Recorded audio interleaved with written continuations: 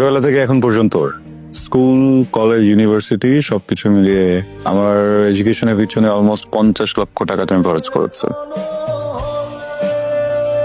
এটা ব্যাংকে জমা দিলে তোমার অ্যাকাউন্টে পুরো টাকা ট্রান্সফার হয়ে যাবে।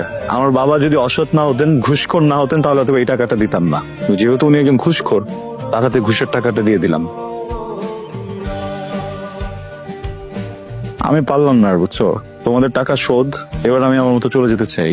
এই দুর্নীতির টাকা কামাই করতে যে এই লাস্ট কয়েক মাসে আমি এত মানুষের এত ক্ষতি করেছি, আমার এটা হজম হচ্ছে না। আমি না তোমার মতো আসলে এত ভালোভাবে ঘুষ খেতে পারতেছি না। এই টাকাগুলো নিয়ে কি আমাকে ছেড়ে দেওয়া যায়, মুক্তি দেওয়া যায়? প্লিজ মা, আমাকে মাফ করে দিও।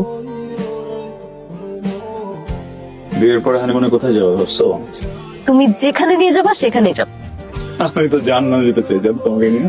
আমার বাবা আর মা, আমার ভাই সবার সাথে বসছিলাম, বসে সবার সাথে সম্পর্ক শেষ করে আসছি। বিচ্ছেদ এই তুমি কি বলতেছো? তোমার মাথা ঠিক আছে? ঠিক ছিল না আগে, এখন ঠিক আছে। বাই দ্য ওয়ে, একটা প্রশ্ন উত্তর দাও তো। তোমাকে তো আদার দেই, তাই না? মানে টাকা পয়সা তো দেই, বাকি টাকা গুলো কেন কেন? কি বলতেছো জান? কিসের ব্যাকআপ, কিসের কি? আকরাম, তোমার আব্বা, একটা আছে না চিনি পাপ্পা, তোমার সুগার ড্যাডি, আমার সঙ্গে তো কট খেয়ে গেছো। আমি তো বুঝে গেছি তুমি তো মেয়ে না, তুমি তো একটা জেলে বর্ষি নিয়ে নামছো বড় বড় মাছ ধরতে।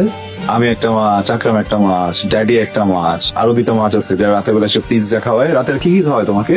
হ্যাঁ, কি কি খাওয়ায় রাতে জান? এত সস্তা পিৎজার জন্য দাও?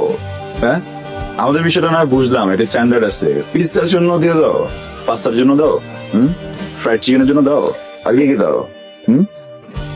আমি কিন্তু তোমাকে এখানে এসে ভাবছিলাম জুতা দিয়ে আগে মুখে একটা বাড়ি দিব। কি যেন বলছিলা, সরকারি চাকরিজীবী না হলে তোমার বাপ হচ্ছে তোমার সাথে বিয়ে দিবে না। তোমার বাপ যেন কি করে জান? Fourth man. কথা বলতেছো না কেন?